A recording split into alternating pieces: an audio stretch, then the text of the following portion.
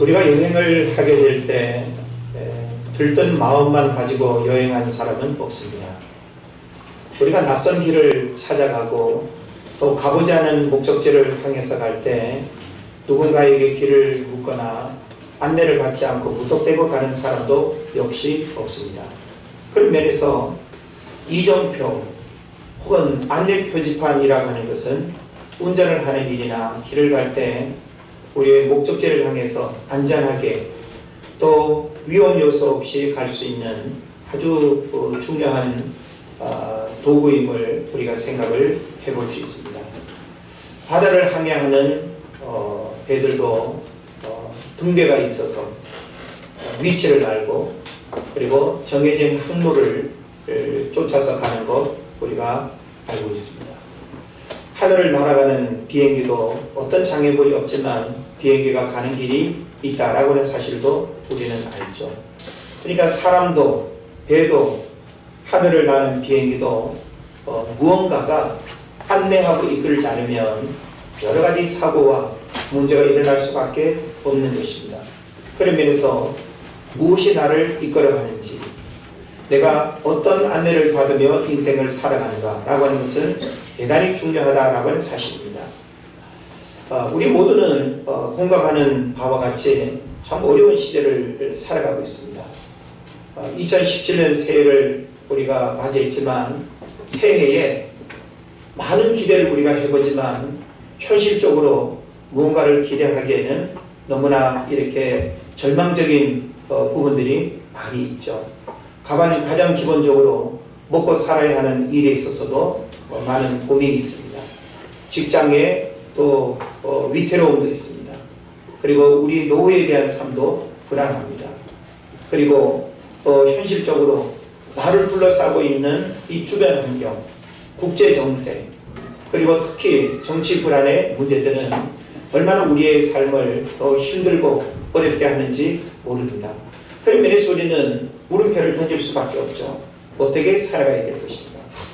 무엇이 나를 이끄는가?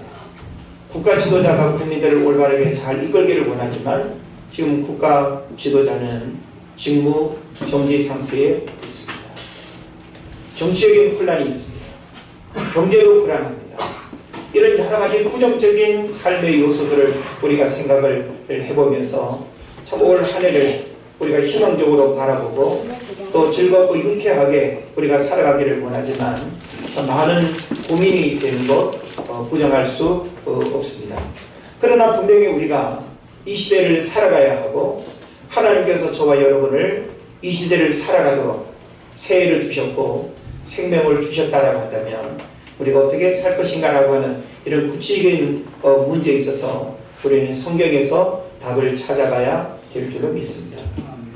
저는 2017년 새해를 준비하면서 과연 하나님께서 우리 은혜의 제일교회가 어떻게 하나님을 섬기고 그리고 또 이 시대를 우리가 또 감당하고 주님 사명을 우리가 이루어야 된다 라고 하는 그런 질문과 고민 속에서 참 2017년 물론 여러분도 많은 고민 속에서 새해를 맞이했겠습니다만은 저도 목회적으로 새해를 참 많이 이렇게 고민을 했습니다. 그러면서 하나님의 목회적으로 우리에게 주시는 말씀은 바로 교회 표인데요. 말씀, 그 능력과 축복.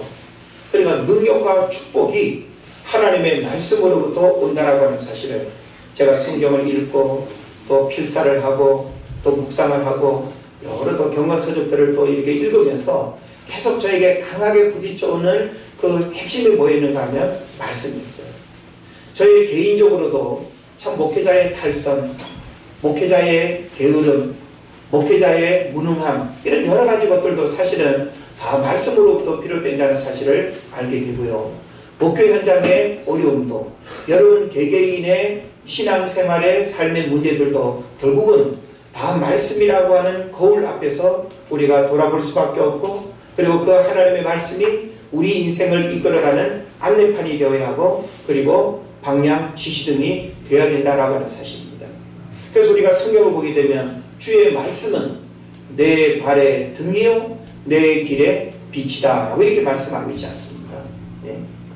옛날 이스라엘 사람들은 고무신처럼 생긴 그 발끝에 등잔을 이렇게 올릴 수 있는 그런 모양의 신발이 있었다고요. 그러면 발을 옮길 때 어떻게 했습니까? 웅덩이나 어떤 걸려 넘어질 수 있는 장애물을 볼 수 있겠죠. 손에 들고 다니는 뭐 등도 있겠지만 발의 등, 바로 그렇게 우리가 이제 이해할 수 있는데, 하나님의 말씀이 그렇다는 거예요.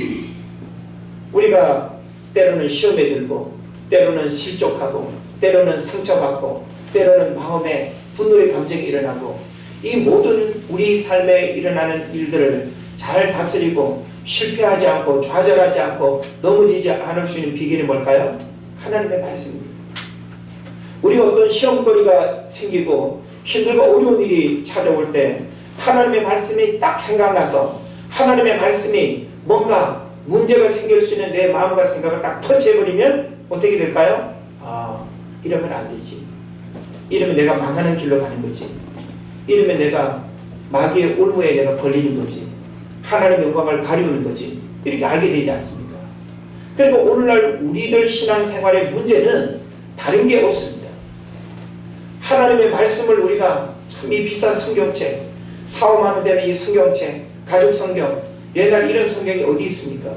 이렇게 종이 재질이 좋고 이렇게 인쇄가 잘 돼서 번역도 그냥 수십 종의 성경을 가지고 있는 나라, 믿음 생활하는 이런 사람들이 어디 있습니까?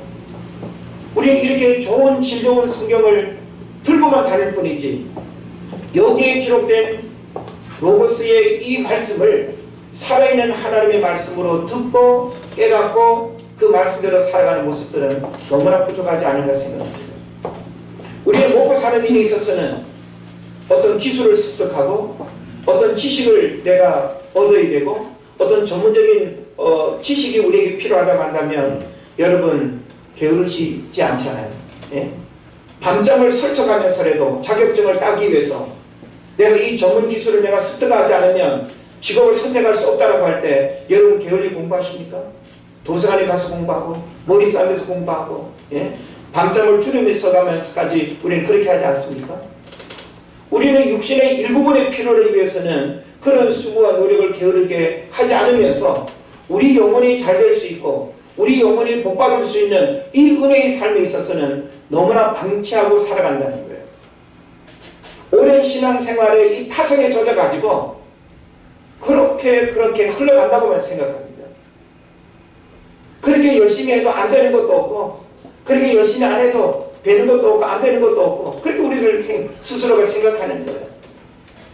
그런 면에서 우리는 하나님의 말씀이 우리의 삶을 어떻게 조명하는지 말씀의 거울 앞에서 우리 자신을 돌아볼 수 있어야 됩니다. 우리는 성경을 읽을 때만 비로소 우리 인생의 내면을 들여다볼 수 있고 하나님 앞에 살아가는 우리 자신의 모습을 살펴볼 수 있습니다. 여러분이 성경을 읽지도 않고 듣지도 않고 성경을 통해서 깨달아지는 은혜가 없다고 한다면 그냥 우리의 감정과 내 생각과 내 판단이 진리일 수밖에 없는 거예요. 그렇게 살아가면 우리는 그릇된 삶의 자리에서 나중에는 가슴을 치고 후회할 수밖에 없는 그런 일들이 일어난다라고 하는 사실입니다. 요즘 자동차를 운전할 때 내비게이션 거의 필수품이죠.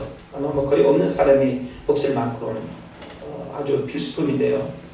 내비게이션과 GPS, 뭔지 여러분 아시죠? GPS는 위치를 알려줍니다. 그리고 내비게이션은 방향을 알려줍니다. 이 두 개가 서로 만나서 우리가 운전을 할 때 위치와 목적을 가게끔 그렇게 하는 거죠. 하나님의 말씀이 영적인 내비게이션과 같고 GPS와 같다는 사실을 알아야 됩니다. 우리는 하나님의 말씀을 읽을 때 아담아 내가 어디 있느냐 라고 하는 그 질문 앞에서 내가 누구인가를 발견할 수 있는 이것은 바로 하나님의 말씀을 통해서만 가능한 겁니다.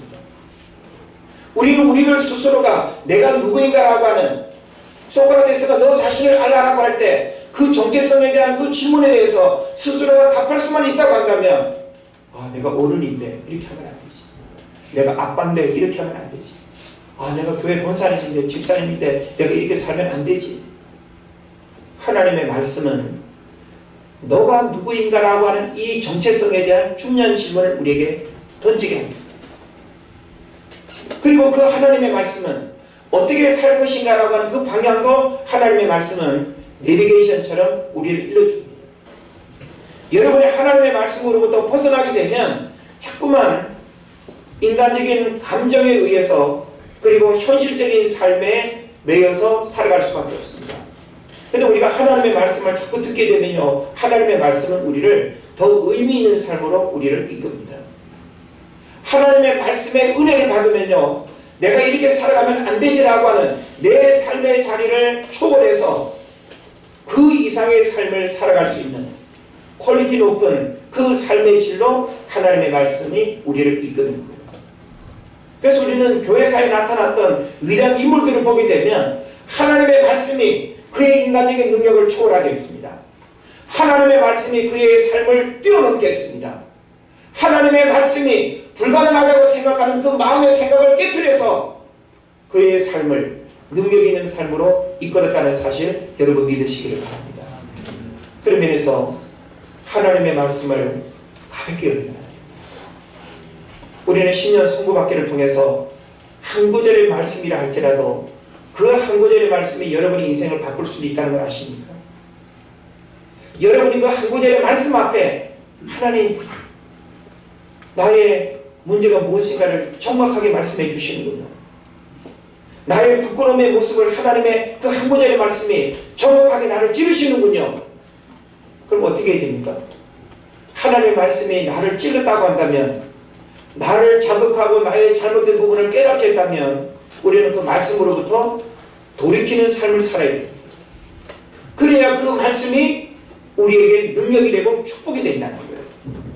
말씀을 읽는 거는 그냥 읽는 거고, 그냥 듣는 거는 듣는 거고, 받은 거는 받은 거고, 내 삶으로 연결되지 않은 하나님의 말씀은 그 말씀이 주는 영적인 축복을 여러분이 경험할 수 없다는 사실을 믿으시기를 바랍니다. 여호수아서 1장 8절을 보게 되면 여호수아가 이스라엘 백성들을 이끌고 광야 40년을 지나서 가나안 땅으로 들어가지 않습니까? 근데 가나안 땅은요, 빈집에 들어가가지고 이삿짐 풀고 내가 원하는 대로 디자인하고 데코하고 이건 안방으로 쓰고 이건 아이들 방으로 쓰고 거실은 이렇게 꾸미고 하면서 살 수 있는 그 환경이 아니었어요. 광야 40년을 지나온 이스라엘 백성들은 나그네와 방랑자처럼 지나왔지만 이미 가나안 땅에는 누가 살고 있어요? 가나안 7 족속들이 그 땅을 다 차지하면서 자기들의 문화가 있고 자기들이 가지고 있는 힘이 있고 자기들이 큰 소리 칠 수 있는 그 환경 속에 그들이 살고 있는 거예요. 다시 말하면 빈집이 아니라는 거예요. 그냥 하나님께서 그 가나안 땅에 들어가라는 거예요. 그 가나안 땅에 그들을 밀어내고 거기 정착해서 살라는 거예요. 그리고 살고 있는 그 가나안 7 족속들이 여러분이라면 아 그래요? 방 빼줄게요. 그렇게 할 수 있겠어요? 안 되죠. 그러나 하나님은 이미 아브라함에게 약속하신 말씀이 있었어요. 창세기를 보게 되면 하나님께서 아브라함에게 뭘 말씀하셨습니까? 4대 후에 네 백성이 이 땅으로 돌아오리라고 말씀하셨거든요. 4대는 누구예요? 아브라함, 이삭, 야곱, 요셉. 이 4대가 지난 다음에 그 이스라엘 백성들이 돌아오리라고 하는 그 약속이 성취되는 거죠. 다시 말하면 하나님께서 말씀하셨기 때문에 그 아브라함의 자손을 하늘의 별과 같이 땅의 모래알같이 300만 400만 명 이르는 엄청난 대군중으로 하나님께서 번성해 놓으셨습니다. 그리고 그 백성들을 애굽의 고센 땅에 살게 하지 아니하고 그들이 살아야 할 그 땅은 하나님께서 아브라함을 불러내서 약속한 그 가나안 땅에 살아야 된다는 것을 하나님이 말씀하신 거예요. 그래서 그 땅에 주인 행세를 하며 살아가고 있는 가나안 7 족속을 여호수아를 통해서 정복하라고 명령하지 않습니까? 그런데 그 정복은 그냥 누가 문 열어주고 길을 열어주면 터벅터벅 그냥 휘바람 불면서 들어갈 수 있는 그 길이 아닙니다. 싸워야 되는 거예요. 정복해야 되는 거예요. 그들을 몰아내야 되는 것입니다. 그때 하나님께서 여호수아에게 뭘 말씀하셨습니까? 여호수아서 1장 8절에 보니까 이 율법책을 내 입에서 떠나지 말게 하며, 하나님의 말씀을 내 입에서 떠나지 말게 하며 주야로 그것을 묵상하여 그 가운데 기록한 대로 다 지켜 행하라. 그리하면 하나님께서 이루어주시는, 열어주시는 역사가 일어날 것입니다. 그래서 이스라엘 백성들은 오늘날도 선거 암송 카드 같은 조그만 두루마리 있잖아요. 그걸 여기 머리 이마에 조그만 상자가 있습니다. 거기에 담아서 이렇게 묶어가지고 다닙니다. 웃기죠, 어찌 보면. 말씀 상자를 머리에 담고 다닙니다. 상징적인 의미가 뭘까요? 머릿속에 하나님의 말씀을 담는 그런 의미가 있습니다. 손에 가죽들을 해가지고 찡찡찡 담고 다닙니다. 그 가죽에 뭐가 있습니까? 하나님의 말씀이 쓰여 있어요. 그걸 풀러서 읽고 또 메고. 손에 감는 이유는 뭘까요? 손으로 하는 모든 수고와 일들이 다 하나님의 말씀대로 해결된다는 거예요. 내 욕심대로 일하고, 내 욕심대로 돈 벌고, 내 욕심대로 사람을 때리고 힘쓰는 것이 아니라 하나님의 말씀이 행하는 바대로 움직여야 된다는 거예요. 그리고 이스라엘 백성들은 발에도 가죽띠를 감고 다닙니다. 거기에도 하나님의 말씀이 기록되어 있습니다. 왜 그럴까요?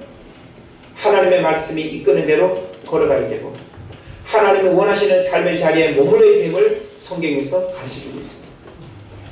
그뿐만이 아니라 이스라엘 백성들은 지금도 출입하게 될 때 좌우에 하나님의 말씀이 있습니다. 그것을 읽고 나가고 읽으면서 들어옵니다.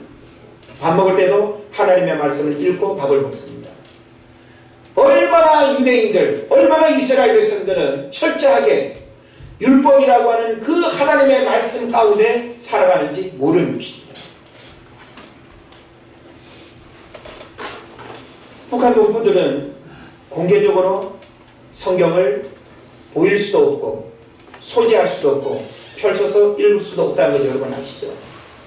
그럼에도 불구하고 북한 땅에 오늘 우리가 보고 있는 이 성경을 숨겨놓고 은밀하게 몇 사람이 모여서 소리도 내지 못하고 찬송하면서 예배하고 신앙을 지키는 수백만 명의 사람들이 있다는 것 여러분 믿으시기 바랍니다.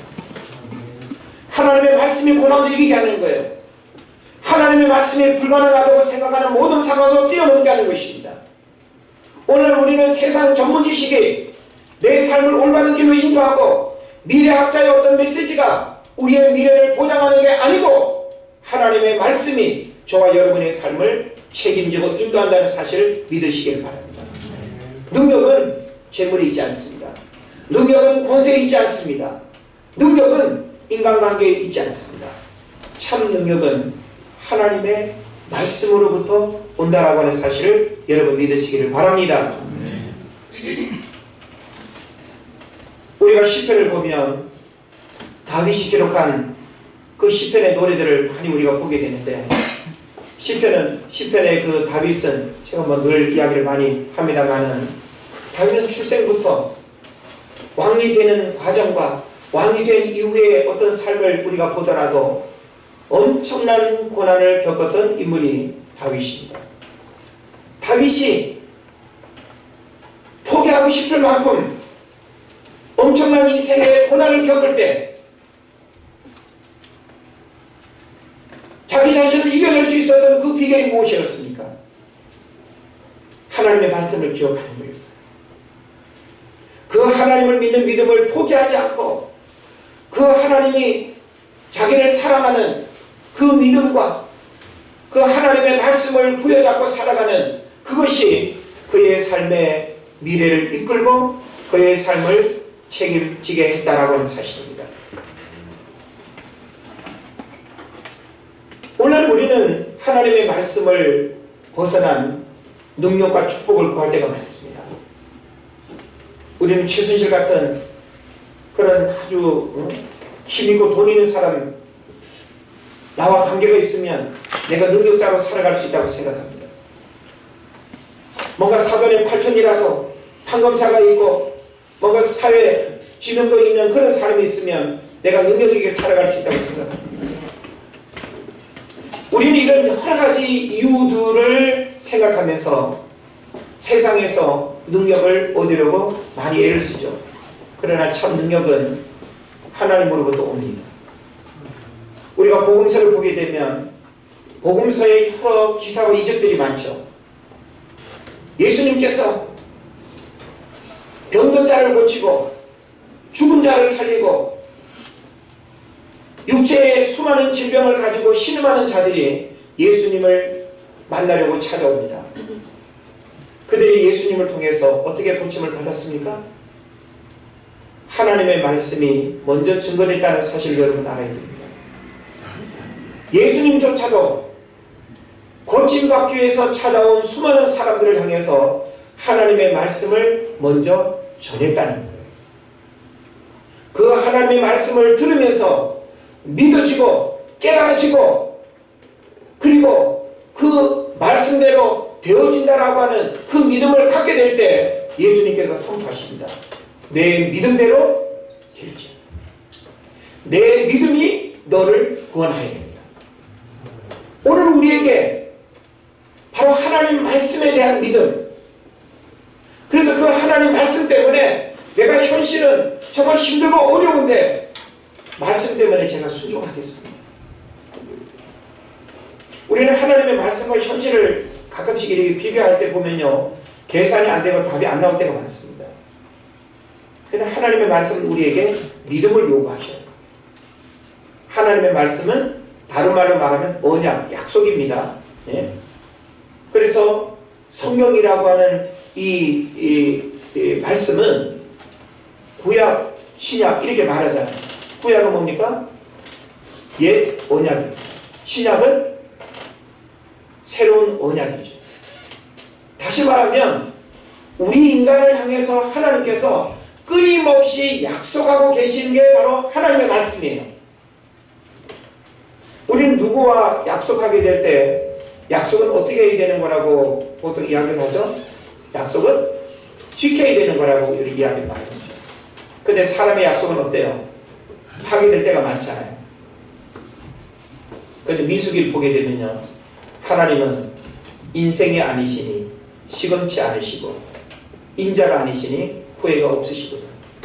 어찌 그 말씀하신 말을 행치 않으시며 하신 말씀을 실행치 않으시냐. 하나님은 약속을 지키시는 분이에요. 하나님은 성경에서 이렇게 말씀하셨으면 이렇게 하신 그 말씀을 믿는 자마다 믿음의 역사가 일어나고 믿음의 기적이 일어난다는 사실을 여러분 믿으시기를 바랍니다. 중요한 것은 말씀 앞에 서 있는 우리 자신의 모습이에요. 어떤 하나님의 말씀이 우리에게 들려져도 그 하나님의 말씀을 여러분 무시하면요, 나하고 아무 상관이 없습니다. 어떤 유명한 목회자가 하나님의 말씀을 선포한다 할지라도 요 귀를 딱 닫아놓고 안 들으려고 한다든지 취사 선택해서 하나님 말씀 들으면요, 그 하나님의 말씀은 우리에게 능력도 아니고 축복도 아닙니다. 저는 가끔씩 극동방송을 듣거나 TV를 이렇게 통해서 참 이름 모를 어느 목사님의 메시지라도 지나가는 그 한마디의 메시지가 저에게 엄청난 감동을 주고 저의 잘못된 생각을 깨우치게 하는 그런 말씀이 되는 경우들이 많습니다. 중요한 것은 우리가 하나님의 말씀으로 선포되어질 때 우리가 하나님의 말씀으로 듣는 마음이 있어야 된다는 거예요. 제가 아까 간단하게 기도했죠. 하나님, 강단에서 오직 하나님의 말씀만 선포되게 하시고 회중의 성도들은 오직 하나님의 말씀으로만 듣게 하여 주옵소서. 이게 저와 여러분의 모습이 되지 않습니까? 저는 여러분에게 인간적으로 누구를 책망하고 혼내고 인간적으로 저의 자랑을 이야기하고 세상 이야기를 하기를 원치 않습니다. 이 소중한 황금 같은 시간에 인간적인 이야기를 할 이유가 없죠. 하나님의 말씀을 올바르게 증거하기 위해서 비유와 인용과 혹은 예화를 끌어들일 수는 있습니다. 핵심은 하나님의 말씀이에요. 우리는 하나님의 말씀을 들을 때 오늘 하나님이 나에게 무엇을 말씀하시는가를 제대로 알고 깨달아야 되는 것입니다. 그러면 오늘 말씀의 핵심이 뭡니까? 말씀, 그 능력과 축복. 하나님의 말씀이 내 삶의 진정한 능력이 되고 축복이 된다는 거예요. 그러면 우리는 하나님의 말씀을 들으면서 내가 능력과 축복을 다른 곳에서 찾으려고 했구나. 다른 논리에서 내가 능력과 축복을 얻으려고 했구나. 말씀으로부터 여러분이 멀어지면 멀어질수록 능력도 멀어지고 축복도 멀어지는 것입니다. 그러나 여러분이 아무리 힘들고 어려워도 농사꾼이 밭에 나가는 수고를 게으르지 않고 열심히 부지런히 땅을 가꾸면 가을 추수에 기쁨이 배가 되는 것처럼 여러분이 말씀을 읽는 수고와 말씀을 묵상하는 영적인 노동과 끊임없이 하나님의 말씀을 자꾸만 들음으로 인해서 나의 세속화 될 수 있는 인격과 가치관과 나의 그런 생각들을 하나님의 말씀으로 날마다 깨우쳐야 된다는 사실을 믿으시기 바랍니다.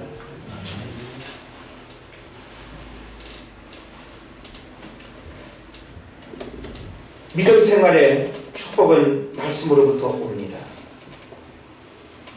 사도행전에서도 복음서에서도 말씀이 선포될 때 기적이 일어났고 말씀이 선포될 때 능력이 나타났습니다. 오늘 본문 말씀에도 보게 되면 이 시편 119편은 말씀장이라고 한다 그랬죠? 성경에서 가장 긴 장입니다. 그죠? 그리고 이 시편 119편은 하나님의 말씀이 어떠한가라고 하는 사실을 우리에게 기록하고 있어요.